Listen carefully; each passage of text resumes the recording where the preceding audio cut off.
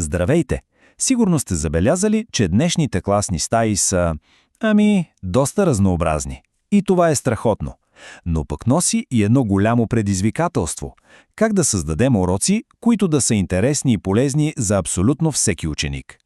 Точно за това ще си говорим днес.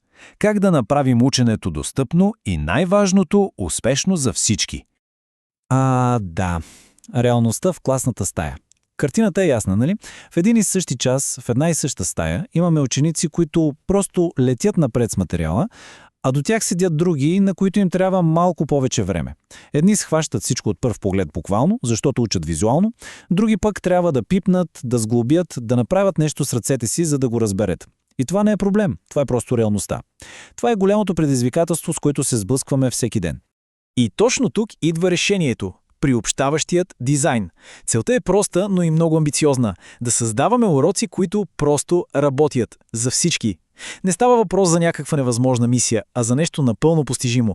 Да създадем среда, в която всеки ученик не просто оцелява, а се чувства наистина ангажиран, включен и в крайна сметка разбира материала в дълбочина. Добре, сигурно в този момент някой си казва: «О, чудесно, още работа. Сега трябва да подготвям по 10 различни урока за всеки час». Спокойно, съвсем не става въпрос за това. Идеята не е да се работи повече, а по-умно. Ключът е в малките, интелигентни адаптации на нещата, които вече правим. Точно това прави целият подход толкова практичен и лесен за прилагане. И така, как точно се случва всичко това на практика? Няма да гадаем, ще разгледаме една много ясна рамка, която се състои от две части. Това са двете ни основни опори, така нареченият модел 5E и принципите на диференциацията. Те ни дават структурата, от която се нуждаем. Нека започнем с модела 5E. Това е една супер проста, но много ефективна структура, която превръща учениците от пасивни слушатели в активни участници. Всичко минава през 5 логични стъпки. Първо, ангажиране. Трябва да им грабнем вниманието, да ги заинтригуваме. После идва изследване. Даваме им възможност сами да проучат, да се докоснат до темата. След това е време за обяснение. Тук ние, учителите, влизаме в роля и подреждаме парчетата от пъзела. Четвъртата стъпка е разработване. Прилагаме наученото в нов контекст. И накрая, разбира се, оценяване. Да видим какво е останало в главите им. Диференциацията. Това е другият ни ключов инструмент. Ако моделът 5E е скелетът на урока, то диференциацията е онова, което го прави гъвкав и жив. Най-просто казано, това е изкуството да адаптираш преподаването, да го нагодиш така, че всеки ученик, независимо от неговите силни и слаби страни, да намери своя път към знанието. Добре, но какво точно означава да адаптираш? Всъщност се свежда до 3 основни неща, които можем да променяме. Първо, съдържанието. Т.е. какво точно ще учат. Може би за едни ще е основната информация, а за други малко по-задълбочена. Второ, процесът. Това е как ще го учат. В групи ли ще работят, самостоятелно ли, ще гледат видео или ще четат текст. И трето, продуктът. С други думи, как ще покажат какво са научили. Дали ще напишат есе, ще направят презентация или пък ще нарисуват плакат.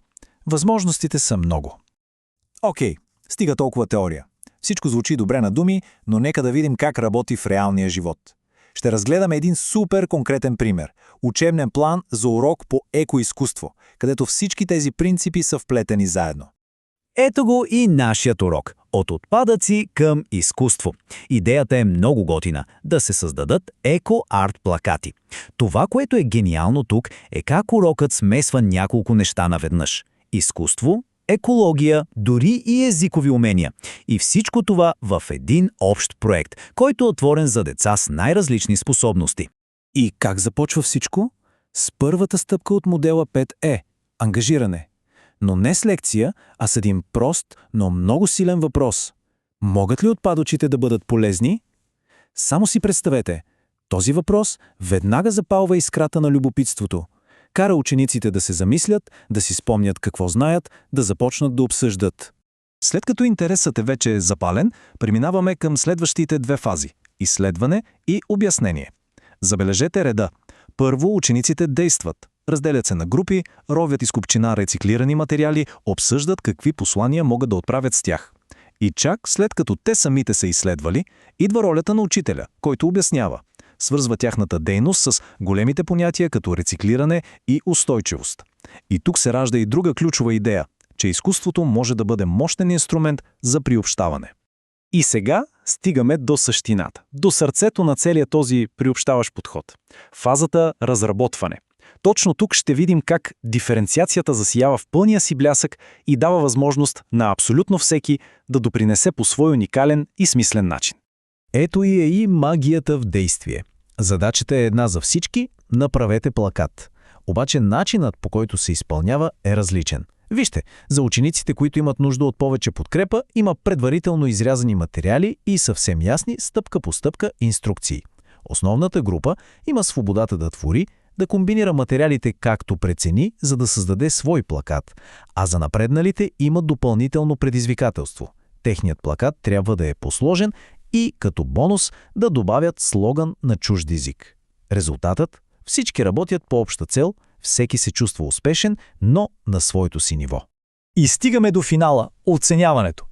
Но забравете за стресиращия тест с червен химикал. Тук оценяването е превърнато в празник – галерийна разходка. Всяка група излага своя плакат, а останалите минават, разглеждат, дават обратна връзка, коментират. Това е толкова по-силно, защото насърчава не само саморефлексията, но и умението да даваш и получаваш конструктивна критика. Добре, видяхме един страхотен пример. Нека сега да извлечем най-важните изводи от всичко това, за да можем да ги приложим и ние. И така, какво си взимаме от днес? Първо и най-важно, крайната цел е всеки, ама наистина всеки ученик да има достъп до ученето. Второ, моделът 5E не е просто теория, а супер практична рамка, която да структурира активното учене. Трето, не се страхувайте да диференцирате. Променяйте съдържанието, процеса и крайния продукт. И може би най-важният урок от всички – не е нужно да преоткриваме топлата вода. Малките, но добре обмислени адаптации са тези, които правят най-голямата разлика. И за финал, искам да оставя един въпрос за размисъл. Нека всеки се замисли за своите уроци, за тези, които подготвя всеки ден.